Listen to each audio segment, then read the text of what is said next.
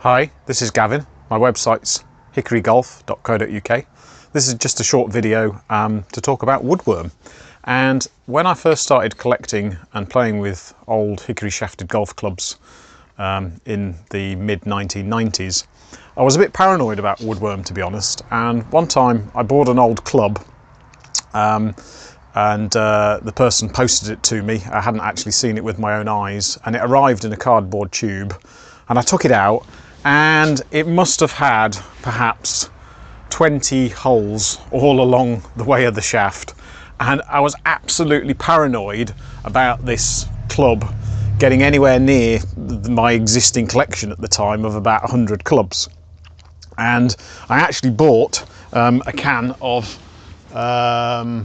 woodworm killer, which I still have here, and absolutely doused the shaft in it and put it to one side for many weeks until I was sure that there was nothing living still in it. Anyway, I've still got the club actually, and but what I wanted to say today was that sure, sometimes if you buy a batch of old clubs or you pull them out of a bag and it becomes immediately obvious that you've got a lot of woodworm there, typically you tend to find the butt end of the shaft attracts the worm a lot, and particularly sometimes under the grip. And I'd say if you have got a club that has got a lot of woodworm, then generally it's not going to be fit for play. And if it's a nice head, then you can always reshaft it with another shaft. Or if it's simply just a very poor head, to be honest, the best thing is almost just to throw it away. But that said, occasionally I do find clubs that have woodworm holes, and I've just found this one, which has just reminded me, and hence why I'm making this video. And what you can see here is it had 4 woodworm holes. 1, 2, 3, 4. And this was a pair of clubs, and they're actually stamped the Sherlock, Ray and Turner. And just for a bit of interest, the mark there is a circle with F-O-R-D.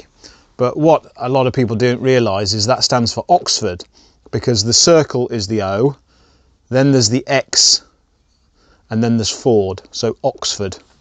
So anyway, this head is a brassy, and I have a matching driver.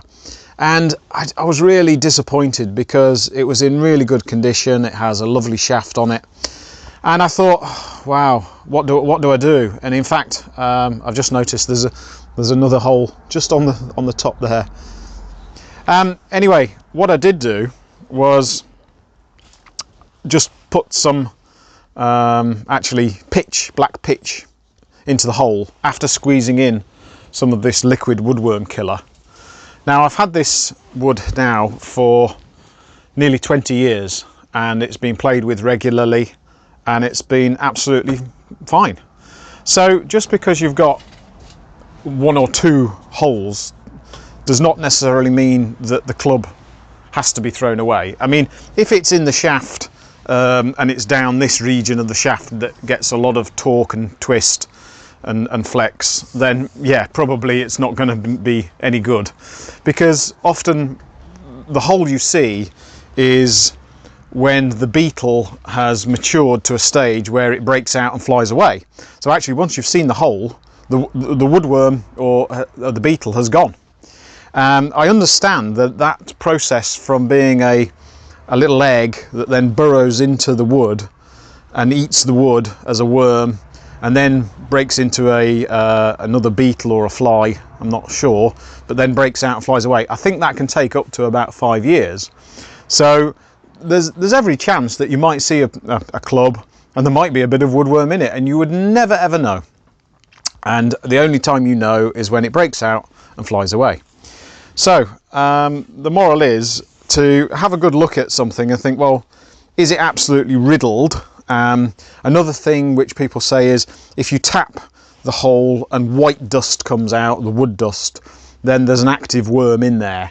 Now, I've done that with some clubs, and a little bit of wood dust will come out because it's been in there for years, and suddenly you think, oh my goodness, there's an active worm in there, but actually again the worm has long gone.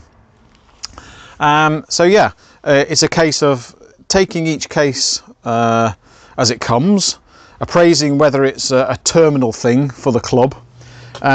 What I also meant to say was, a lot of clubs, they have a black residue under the grip, which is typically pitch, tar, pine tar, something like that. Now that really did serve two purposes. One, to bind the grip onto the shaft, and two, to dissuade woodworm, because they really don't like the tar.